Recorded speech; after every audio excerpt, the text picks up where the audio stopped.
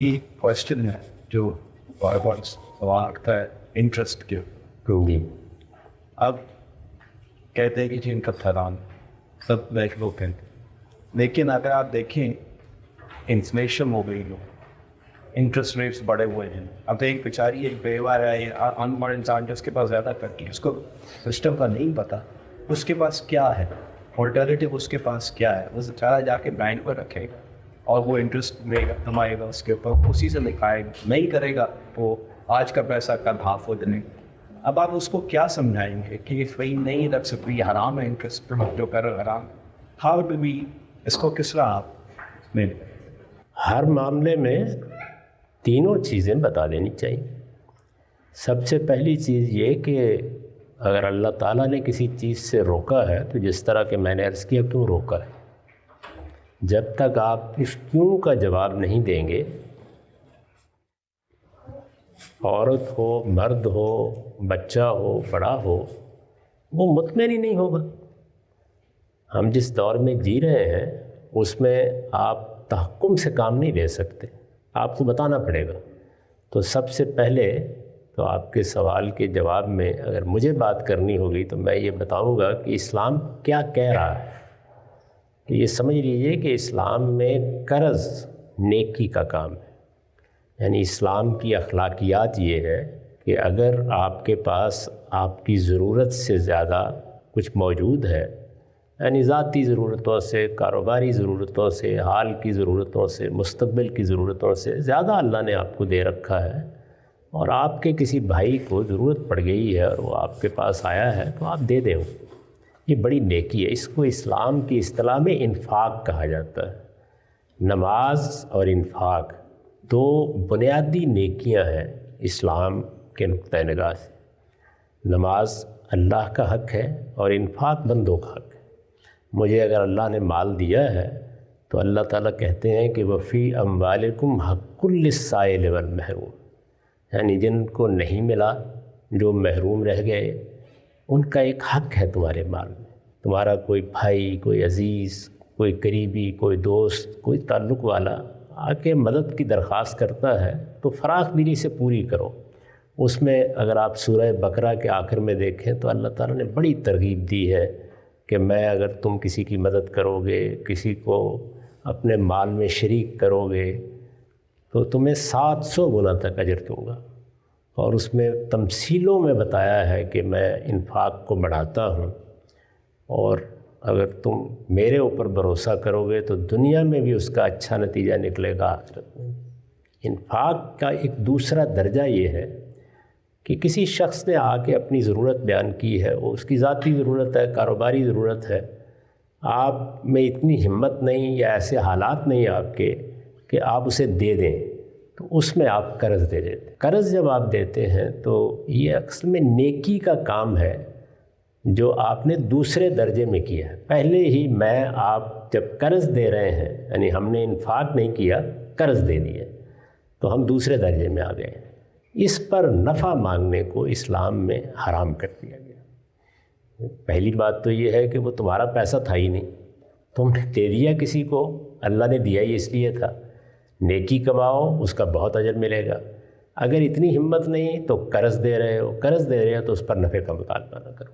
तो ये बुनियादी बात है कि कर्ज़ पर मनफ़त का मुतालबा करना ऐसे ही जैसे चैरिटी का रुपया जमा करके आप कारोबार करना शुरू करें, तो इसको अखलाकी लिहाज से एक बड़ा गुनाह करार दे दिया गया।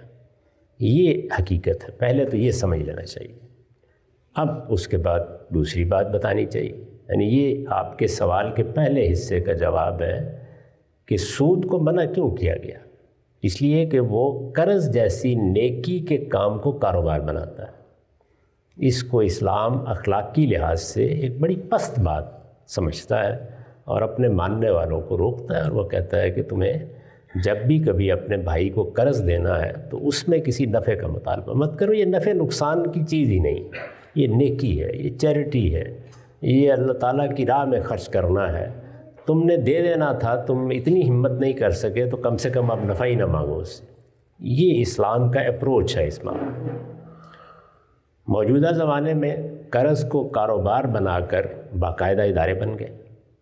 بہت بڑے بڑے ادارے بن گئے، انسانی ضرورتوں کے تحت تنظیم در کا کام ہوا۔ ابتدا میں یہ سوناروں کے ادارے تھے، زرگروں کے ادارے تھے، اور اس وقت تو قرض دینے ہی کا کام کرتے تھے، لیکن اب موجودہ معیشت میں بینک کو بھی بڑی غیر معمولی حیثیت حاصل ہو گئی۔ ہم میں سے کون ہے جو اپنا روپیہ رکھنے کے لیے مجبور نہیں؟ کون ہے کہ جو بینک کے ساتھ کاروبار کرنے کے لیے مجبور نہیں؟ کون ہے جو اپنی معاشی ضرورتوں کے لیے بینک سے استفادہ کرنے کے لیے مجبور نہیں؟ مجبور کیا بلکہ ایک ضرورت ہے جو ہمہ وقت لاحق ہے۔ تو اس صورتحال میں جب کوئی بینک میں روپیہ رکھتا ہے تو دوسری مصیبت آ جاتی ہے، جس کی طرف آپ نے اشارہ کیا۔ اگر اس سے یہ بتایا جائے کہ یہ قرض کو کاروبار بنا کے بیٹھے ہوئے ہیں، تم اس میں نفع نہ لینا، تو وہ بیچارہ یہ کہتا ہے کہ یہ آپ کس زمانے کی باتیں کر رہے ہیں؟ اس وقت تو صورتحال یہ ہے کہ پاکستان میں جب امریکہ گیا تھا تو اس وقت پاکستان کی میری جتنی آمدنی تھی وہ ڈالر میں تبدیل ہو کر جو کچھ بنتی تھی وہ پچھلے 5 سال میں 1/3 بھی نہیں رہ گئی۔ تو اب میں کیا کروں؟ میرے پیسے بینک کے پاس پڑے ہوئے ہیں۔ تو اس وجہ سے بہت سے علماء نے، میں نے بھی اس میں اپنا حصہ ڈالا، لیکن عرب کے بہت سے علماء نے، ہمارے ملک میں بھی بہت سے علماء نے، بر صغیر میں یہ کہا کہ یہ ایک نئی صورت ہے، اس درجے کی انفلیشن اور افراط زر کبھی ہوا نہیں تھا دنیا کی تاریخ میں۔ ہم پرانی تاریخ پڑھتے ہیں تو بعض اوقات 3 صدی قیمتیں ایک ہی رہتی، لیکن اب ایسا نہیں ہے۔ تو اس لیے روپے کی یا جو بھی آپ کی کرنسی ہے اس کی حقیقی قیمت آپ کو لینے کا حق ہے، یعنی آپ انفلیشن کو یا افراط زر کو ایڈجسٹ کر سکتے ہیں۔ یہ ظاہر ہے کہ نئی صورتحال کے پیش آنے کے بعد حالات کا جائزہ لے کے بتایا گیا کہ یہاں تو قرض پر کچھ لینا ایک طرف رہا، آدمی خود اپنا نقصان بہت زیادہ کر لیتا ہے۔ تو میرے نزدیک یہ دوسرے سوال کا جواب یہ ہے کہ بالکل جائز، آپ انفلیشن کو دیانتداری کے ساتھ ایڈجسٹ کر سکتے ہیں، اندازہ کر لیں۔ اندازہ کرنے کے جتنے بھی سائنسی طریقے ہیں وہ ہر آدمی کو معلوم ہے، یعنی اس میں کموڈیٹیز سے بھی متعلق کر لیتے ہیں، بڑی کرنسی جیسے ڈالر وغیرہ اس سے متعلق کر لیتے ہیں، اور عام طور پر ایک باسکٹ سی بنا لی جاتی ہے اشیاء صرف کی، اس سے بھی اندازہ کر لیتے ہیں۔ تو جو بھی طریقہ ہو اس میں آپ طے کر لیں اور اتنا آپ ایڈجسٹ کر سکتے ہیں، اس میں اللہ تعالیٰ معاف فرمائیں گے، اور بظاہر لگتا ہے کہ کوئی اس میں گناہ کی چیز بھی نہیں ہے۔ بہت سے اہل علم نے اس کو قبول کر لیا، میں یہ نہیں عرض کر رہا کہ سب نے کر لیا ہے، لیکن بہت بڑی تعداد نے اس کو قبول کر لیا۔ اس کے بعد ایک تیسری چیز جو آپ نے فرمائی ہے کہ کوئی بیوہ ہے، کوئی مجبور ہے، جس کے پاس کوئی کام کرنے گنجائش ہی نہیں ہے۔ بہت سے لوگ ہیں ریٹائر ہوتے ہیں بیچارے، کوئی 2, 4, 5 لاکھ 10 لاکھ 20 لاکھ روپیہ ہے، کسی کو دے بیٹھتے ہیں تو ملتا ہی کچھ نہیں۔ تو اس طرح کے لوگوں کے بارے میں ہمارے دین نے پھر ایک تیسرا اصول بیان کیا ہے کہ اگر کسی شخص کو اس طرح کی کوئی مجبوری درپیش ہے تو مجبوری کا فیصلہ وہ دیانتداری سے کر لے۔ اللہ تعالیٰ اگر وہ کوئی فائدہ اٹھاتا ہے کسی غلط چیز سے تو اس پر مواخذہ نہیں کرے گا۔ یہ تو لوگوں کے لحاظ سے تینوں چیزوں کے بارے میں میں نے اپنی تحقیق بیان کر دی۔ اس سے اوپر اٹھ کر جو موجودہ نظم ہے، کیا ہم اس کو اس سے پاک کر سکتے ہیں؟ تو میرے نزدیک بالکل ممکن ہے، اس میں کوئی مسئلہ ہی نہیں ہے، لیکن لوگ لفظوں میں پھنسے ہوئے ہیں، ان کو اس سے نکالنا بہت مشکل ہے۔ ہمارے علماء پرانی فقہ کے الفاظ میں پھنسے ہوئے ہیں، اور بینکار نئی فقہ کے جنجال میں پھنسے ہوئے ہیں۔ وہ اگر غور کر کے سننے کے لیے تیار ہو جائے تو بینکاری نظام کو سود کی علائش سے پاک کرنے کے لیے صرف 2 گھنٹے چاہیے، لیکن صحیح بات کو سننے کے لیے 1 صدی۔ یہ ہے مسئلہ۔ شکریہ۔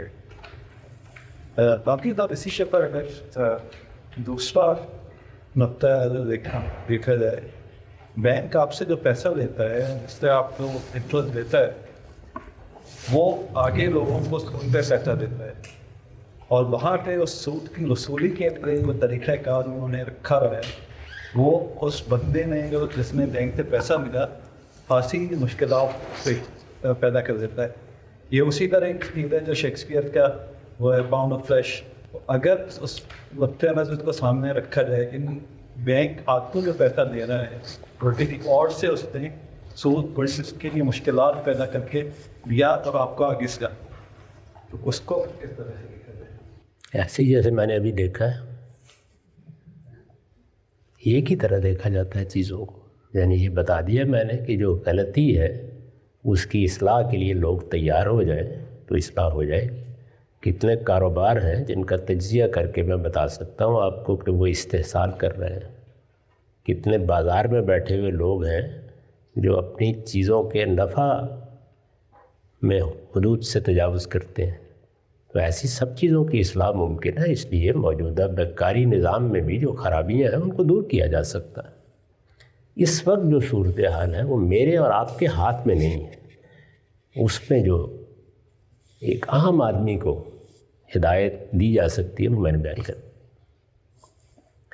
और आखिर में अर्ज़ कर दिया है कि वो सुनने के लिए तैयार हो जाए ना। दोनों सुनने के लिए तैयार नहीं। कि फिर आप पाकिस्तान IMF से लोन लेता है, इंटरेस्ट देता है, ठीक है, वो मुल्क के लोगों के ऊपर खर्च करने के लिए, उनके ऊपर खर्च करता है तो सारे लोग हराम का पैसा खा रहे हैं। या सऊदी अरब जो है पाकिस्तान को लोन देता है, उसके ऊपर इंटरेस्ट चार्ज करता है। So how do you see this? जी मैंने है तो पूरी बात अर्ज़ कर दी है कि इस वक्त मौजूदा निज़ाम, मईशत का पूरा निज़ाम असल में इसी पर चल रहा है।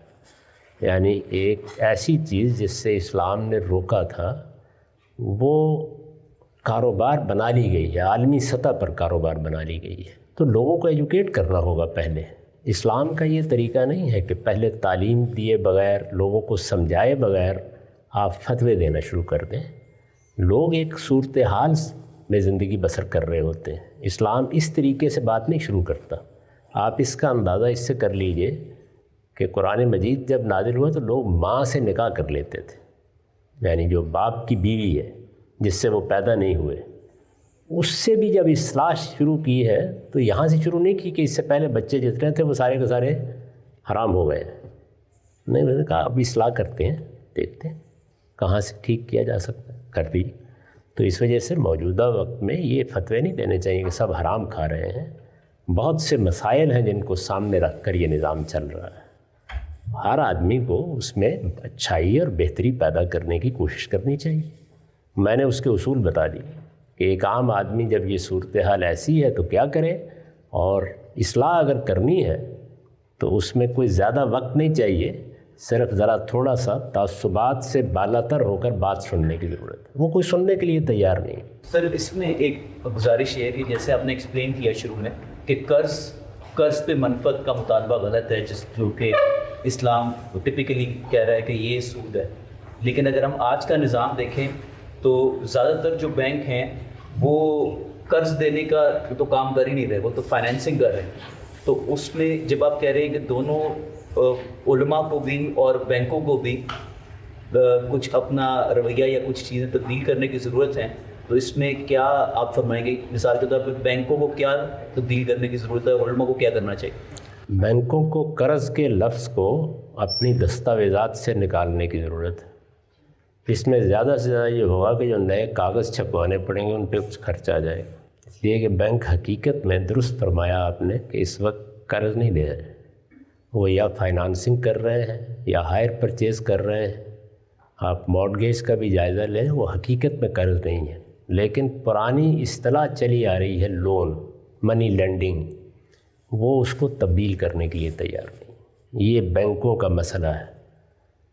मान लेते हैं, आप गुफ्तगू करें तो समझ में भी उनकी आ जाती, लेकिन इंसान रिवायत का असीर होता है, आसानी से कबूल नहीं करते।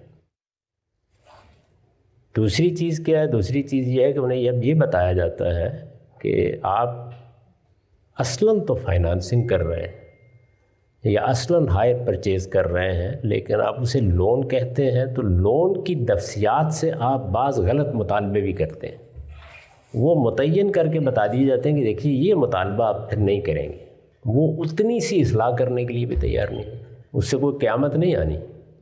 ये दो मसले बैंकारों की तरफ है। हमारा जो पुराना इल्म है, हमारे फ़ुक़हा हैं, हमारे उलमा हैं, उन्होंने एक ज़माने में कारोबार करने के कुछ कायदे उसूल बनाए थे।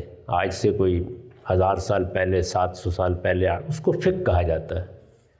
اس فقہ میں یہ بتایا گیا ہے کہ مزاربت یہ ہوتی ہے، شراکت یہ ہوتی ہے، مرابہ یہ ہوتا ہے، ان کی خدمت میں عرض کیا جاتا ہے کہ یہ اس وقت کی ضروریات کے لحاظ سے اصطلاحات وجود میں آئی تھیں اور یہ کاروبار کے موڈز بھی وجود میں آئے تھے۔ تو آپ ان سے نکل کے اب موجودہ کاروباری حالات کو سمجھیے۔ مثال کے طور پر یہ بات کہ آپ اگر سلیپنگ پارٹنر ہیں اور کسی کو روپیہ دے دیتے ہیں، وہ اپنے کاروبار میں آپ کا روپیہ لگا لے، تو آپ کو نقصان میں شریک ہونا پڑے گا۔ یہ کہا جاتا ہے نا، یہ کوئی شریعت کا حکم نہیں ہے، یہ ایک زبانے کی ٹرانزیکشن کے بارے میں ہمارے فقہا کی رائے ہے۔ اس پہ نظر ثانی کرنی چاہیے۔ میں اس کے خلاف بہت سے دلائل دے سکتا ہوں کہ اس کی کوئی بنیاد نہیں، اور بلکہ یہ بے انصافی کو جنم دیتی ہے۔ اس کے نتیجے میں ہزاروں لوگ جو انہی آپ کے ملکوں میں آئے اور 60 کی 70 کی دہائی میں وہ بیچارے گئے، ہر آدمی نے ان کے پاس آ کے اچھا تم 50 لاکھ کما کے آئے ہو، تم 10 لاکھ کما کے لائے، ہمارے کاروبار میں تو بس ایک مرتبہ اگر 10 لاکھ روپے انویسٹ کر دو تو منافع 40%، 20%، اور وہ ہاتھ جاڑ کے فارغ ہو گئے، ختم ہو گئے۔ تو اس طرح کی وہ چیزیں جو ہمارے فقہاء علماء نے 700-800 سال پہلے اس وقت کے کاروباری حالات کو دیکھ کر طے کی تھیں، ان پر جب انہیں کہا جاتا ہے کہ نظر ثانی کر لیں تو وہ نظر ثانی کرنے کے لیے تیار نہیں ہوتے۔ تو یہ مسئلہ ہے، اس کو میں نے 2 لفظوں میں بیان کیا تھا کہ لوگ اپنی پوزیشن کو چھوڑنے کے لیے تیار نہیں، چھوڑنے کے لیے تیار ہو جائے 2 گھنٹے کی بات۔